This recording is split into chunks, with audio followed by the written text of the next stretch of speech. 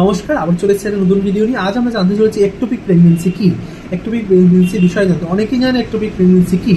Ectopic pregnancy হচ্ছে অনেক মহিলারাই প্রেগনেন্ট হন, কিটের টেস্ট করে দেখতে পাচ্ছেন আপনারা প্রেগনেন্ট, কিন্তু আপনাদের পেন অ্যাবডোমিন পেন হচ্ছে তারপরে আপনারা ইউএসজি করে জানতে পারছেন যে একটোপিক প্রেগনেন্সি।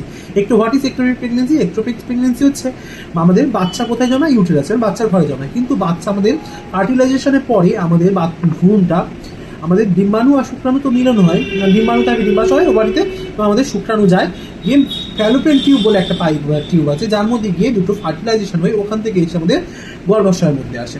কিন্তু অনেক সময় কি হয়, আমাদের ফার্টিলাইজেশন ওই ফ্যালোপিয়ান টিউবেই হয়ে যায়, ফলে ওটাকেই বলা একটোপিক প্রেগনেন্সি। বিকজ বাচ্চা জন্মের জন্য আমাদের বাচ্চার ঘর আছে, কিন্তু টিউবের মধ্যে তো বাচ্চা জন্ম নিতে পারবে না, তাই সেটাকে আমরা একটোপিক প্রেগনেন্সি বলি।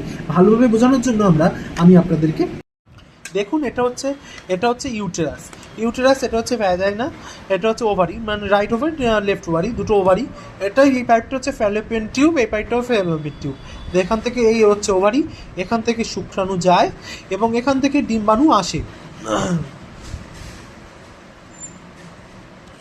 এখান থেকে শুক্রাণু, এখান থেকে ডিম্বাণু এসে এখানে ফার্টিলাইজ হচ্ছে, ফার্টিলাইজেশন হয়ে এখানেই থেমে গেছে, আর ইউটেরাসে আসেনি। এখানে থাকলে তো হবে না, আমাদের বাচ্চারা তো ইউটেরাসে হবে। এখানে হয়েছে তাই এটা রাপচার হয়ে যায়, পাইপটা ফেটে যায় এবং খুব পেটে ব্যথা, মাথা ঘোরা, হুট করে পেট খুব যন্ত্রণা, বমি বমি ভাব, ব্লিডিং, ব্যাক পেন হওয়া, তখনই প্রেগনেন্সির মধ্যেই আপনাদেরকে ইউএসজি করে জানতে পারলেন যে একটোপিক প্রেগনেন্সি। তখন কী হয়, সেটা সঙ্গে সঙ্গে কিন্তু অপারেশন ওটি করা উচিত, না হলে এটা কিন্তু একটা পেশেন্টকে কিন্তু মারাও যেতে পারে। এটা একটোপিক প্রেগনেন্সি খুবই একটা সিভিয়ার কেস।